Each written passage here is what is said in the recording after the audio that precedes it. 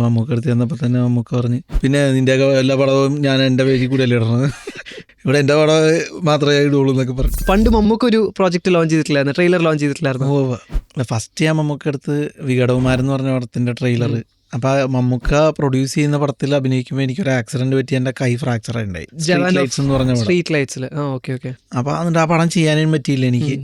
അപ്പോൾ അതിനൊക്കെ ശേഷം വികടകുമാരൻ എന്ന് പറഞ്ഞ പടം ചെയ്തപ്പോൾ അതിൻ്റെ ട്രെയിലർ മമ്മൂക്കനോടൊന്ന് സംസാരിച്ചാലോ എന്ന് വെച്ച് ബോബൻ സാമുവൽ ഡയറക്ടറിൻ്റെ അടുത്ത് പറഞ്ഞു. അപ്പോൾ നമുക്ക് ചോദിച്ചു നോക്കായിട്ടാന്ന് പറഞ്ഞ് ഞങ്ങൾ പോയി കാണാൻ മമ്മൂക്ക.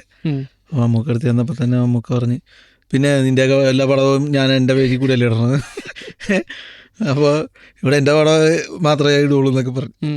ഞാൻ പറഞ്ഞു എന്നാലും നമ്മൾ തമ്മിലുള്ളൊരു ബന്ധം വെച്ച് എന്ത് ബന്ധം എന്നൊക്കെ പറഞ്ഞിട്ട് പുള്ളി അങ്ങനെ പറയുള്ളൂ നമുക്ക്. എന്നിട്ട് നിൻ്റെ കൈ ഭയങ്കരമായിട്ട്. ഞാൻ പറഞ്ഞ കൈ കുഴപ്പമില്ല, ശരിയായിട്ടുണ്ട്, ആ സെൻറ്റിമെൻറ്റ്സ് ഒക്കെ വെച്ചിട്ട് ഞാൻ ഇപ്പം ചെയ്യാം എന്നും പറഞ്ഞ് അടുത്ത പടം കൊണ്ട് ഇങ്ങോട്ട് വരരുത് എന്ന് പറഞ്ഞു. ഞാൻ പറഞ്ഞില്ല. അതിന് ശേഷവും ഒരു 3 പടവും കൂടി നമുക്ക് എനിക്ക് പിന്നെ ചെയ്തു തന്നുണ്ട്.